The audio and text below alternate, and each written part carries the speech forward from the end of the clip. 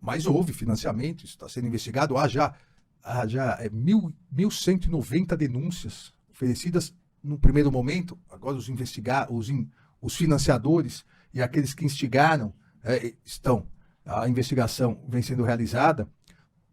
Os próprios eventuais militares que participaram, isso é notório, é fato notório, a decisão que eu dei, a competência é do Supremo Tribunal Federal, é a frase célebre, que não é minha, né? A Justiça Militar julga crimes militares, né? Não crimes de militares. Então, obviamente, aqui não é crime militar, mas o mais importante disso tudo, e que nós não podemos subestimar novamente, isso não acabou. As milícias digitais não acabaram. As ideias, essa desinformação, essas ideias fascistas, de ódio, infelizmente, essas ideias, elas saíram do bueiro. O bueiro foi destampado. Então, a democracia e os instrumentos que a Constituição autoriza, que as instituições têm, esses instrumentos não podem deixar de ser utilizados. Essas pessoas têm que ser responsabilizadas, todas, para perceber que não é fácil tentar ou atentar contra a democracia. Essas pessoas que depredaram a sede dos três poderes, várias, eu fui com a ministra Rosa no presídio, várias pessoas alienadas, acham que não fizeram nada, acham que foram se manifestar, liberdade de manifestação. Uma delas chegou a dizer que estava passando por perto, aí viu, e aí Deus disse, ela ia orar, Deus disse para ela se refugiar embaixo da mesa do presidente do Senado. Só por causa disso ela entrou. É um negócio assustador. O que essa lavagem cerebral das milícias digitais está fazendo com inúmeras pessoas. Então, não é possível nós subestimarmos de novo. Todos devem ser responsabilizados, todos, e nós temos que ver mecanismos para evitar que isso ocorra novamente. Inclusive, e é o que eu discutia num painel anterior, por isso que eu atrasei um pouco na Faculdade de Direito, inclusive com métodos de responsabilização das redes sociais. Elas foram instrumentalizadas e se permitiram instrumentalizar dia 8 de janeiro. Então, nós não podemos deixar que isso passe sem pactuar novamente qual o grau de responsabilidade. O que vale, e para mim, toda a regulamentação tem que ser baseada numa única regra. O que vale no mundo real, vale no mundo virtual. Liberdade com responsabilidade. Porque deu certo. As instituições responderam, o Poder Judiciário respondeu e mostrou. E eu encerro com o que comecei. O Poder Judiciário mostrou que a aposta e a confiança que o legislador constituinte em 88 fez no Judiciário deu certo, com todos os erros e acertos naturais de uma instituição composta por seres humanos, com todos os erros e acertos, o Poder Judiciário foi uma barreira aos ataques à democracia, à tentativa de quebra do Estado de Direito, mas nós temos que aprender com o que vivemos, temos que aprimorar os mecanismos para que a democracia continue aí para sempre. Muito obrigado.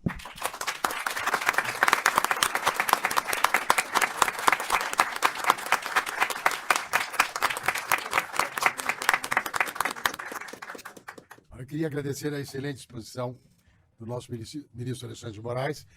Eu lembraria que uma das lições do Bobbio em Filosofia do Direito é o desafio de lidar com a complexidade e, ao mesmo tempo, ter a clareza no trato desta complexidade, que é o que ele acabou de demonstrar. Não?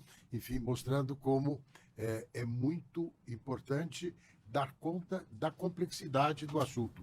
Não apenas da coragem para enfrentar, mas da coragem de enfrentar com a noção de que esse assunto não é linear. Eu acho que vou passar... Dora, você quer ser a primeira? Posso ser, então, a Dora, depois Oscar, depois o ministro responde aí o que achar relevante. E aí vamos abrir, sob a orientação do Sérgio, o que... Orientação prévia. As perguntas devem ser encaminhadas. Eu peço que as telas com a indicação, tem uma só, queria outra também para facilitar, devem ser encaminhadas por WhatsApp.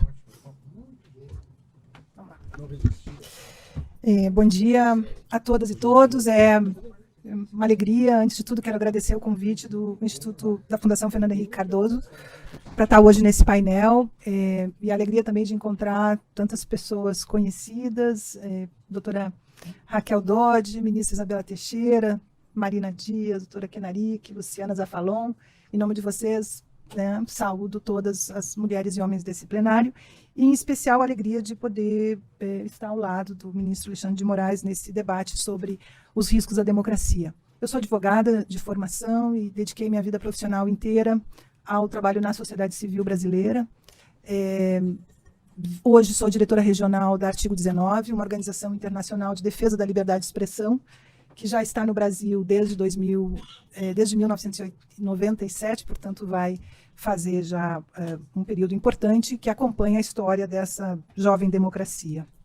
E é para mim uma alegria especial poder estar debatendo aqui o papel do Supremo Tribunal Federal na construção e na preservação da nossa democracia, porque eu tive a alegria de acompanhar em muitos momentos decisões que foram históricas e que marcaram a construção do nosso país, como a ação de constitucionalidade sobre as ações afirmativas no ensino superior, né, que mudou o cenário da sociedade brasileira, a decisão sobre a união entre pessoas do mesmo sexo, a demarcação da terra indígena Raposa Serra do Sol, né, situações em que a sociedade brasileira se via confrontada com grandes polêmicas e que a Corte cumpriu o seu papel, que é, enfim, um papel princípio também de defender as minorias desse país, né? Aquelas pessoas e aquelas causas que muitas vezes não estão historicamente discriminadas.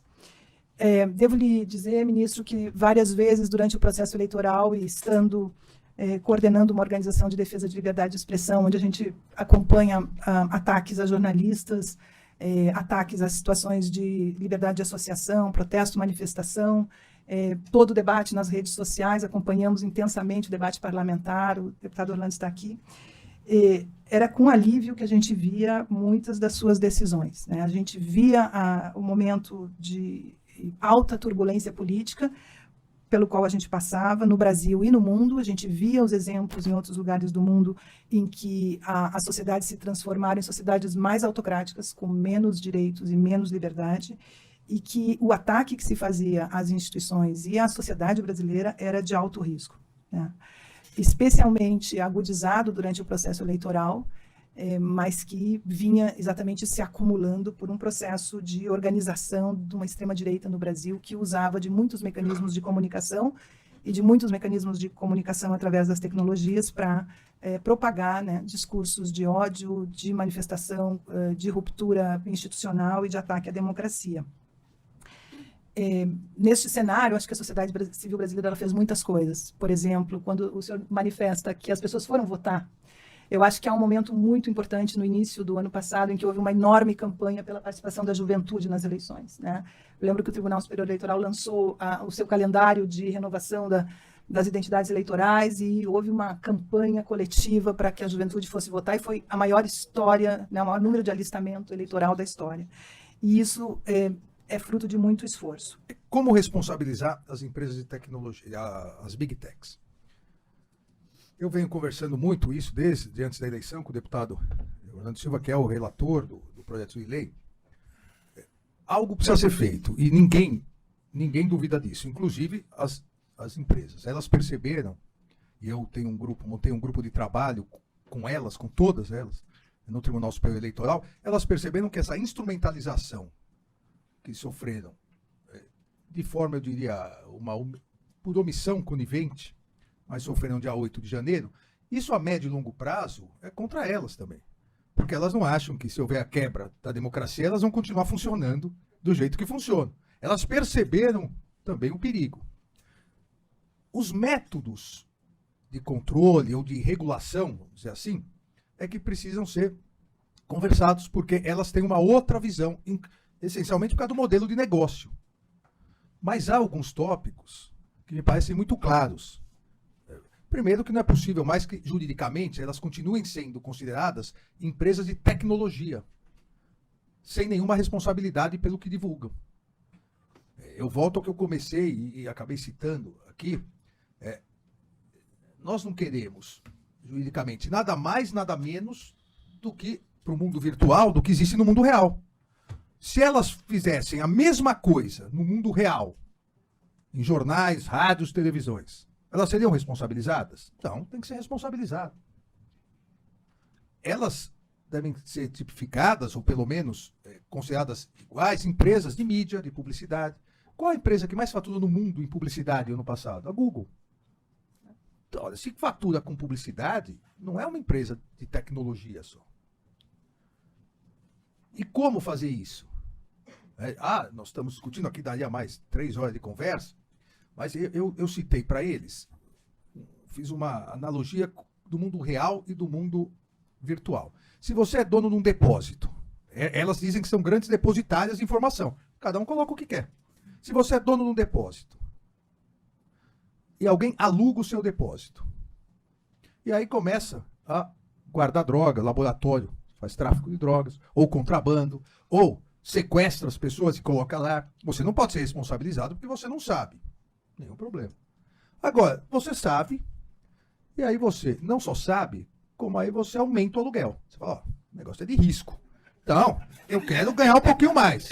Você está faturando em cima disso. Você é conivente.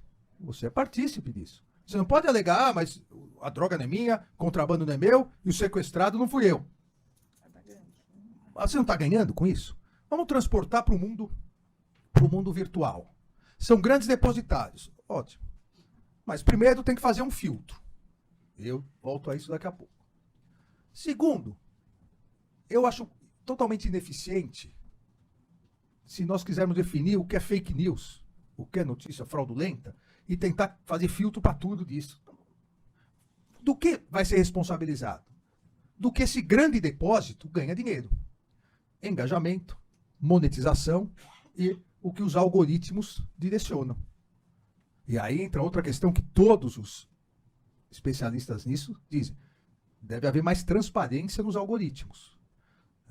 Se alguém aqui quiser comprar uma raquete azul, nunca mais vai se livrar de propaganda de raquete azul. Nunca mais. São os algoritmos que direcionam. Não é que estão ouvindo. As pessoas falam, cuidado com o celular, porque estão ouvindo tudo que você fala, sabe? Não, é porque você fornece as informações. E ao fornecer, nunca mais sai. Deve haver mais transparência nisso. E o que a empresa está ganhando em cima, se ela está ganhando em cima, deve ser responsabilizada. Aí eu acho que é um corte importantíssimo. E filtros? Filtro para quê? Vai ser censura? Não. Filtro para o quê? Eu pergunto para elas nas reuniões, falo, pornografia infantil e pedofilia. Vocês autorizam? Não, claro que não. Como que vocês fazem? A inteligência artificial, 93% dos vídeos colocados saem antes de um like, nós conseguimos tirar com 0. Os outros 7, 8%, quando há dúvida, tem uma equipe, e essa equipe decide rapidamente. Ótimo. Falei, por que não fazer isso para discurso nazista? Todo mundo sabe o que é nazismo. Não tem subjetividade. Para discurso racista e para discurso contra a democracia, o que está tipificado em lei. Você coloca inteligência artificial lá para definir isso, não é algo subjetivo. Por quê? É mais difícil? Porque não são imagens? Mentira. Porque aí é outra pergunta. O maior combate e maiores filtros que eles têm é para direitos autorais. Porque as indenizações são milionárias. E direito autoral não é imagem. São palavras-chave. Então, o outro ponto que deve ser fixado é esses filtros que já existem e a legislação estabelece já para direitos autorais, tem que ser para alguns tópicos. Não adianta colocar discurso de ódio, que realmente aí é difícil. Nazismo, fascismo, homofobia, atentados à democracia nos termos das elementares do tipo do Código Penal. Você filtra isso. E o terceiro ponto, isso nós fizemos no Tribunal Superior Eleitoral, por resolução, houve ação direta, e o Supremo manteve. Olha, se você, por ordem judicial, decisão judicial, determina a retirada de uma notícia fraudulenta, discurso de ódio contra a democracia, automaticamente as plataformas têm que retirar todas iguais. É ilógico elas esperarem uma decisão judicial para cada, que foi, a resolução foi exatamente essa. A partir do momento que a posição plenária do TSE em relação a um caso, todos os demais, administrativamente, o presidente determina. Só que não precisaria determinar, eles teriam que fazer. Ah, mas pode ser que uma eu tenha dúvida. Tudo bem, é que você tem dúvida, não precisa tirar, mas e as outras 10 mil? Então, as urnas foram fraudadas no primeiro turno, você manda tirar uma. Tem mais 1 milhão disso, por que não tiram? Então são poucos pontos que são possíveis de, eu não diria resolver, não vou ser pretencioso a essa altura, mas nós poderíamos equalizar, ou pelo menos equilibrar. Eu acredito que o Poder Legislativo fará isso. Né, Orlando?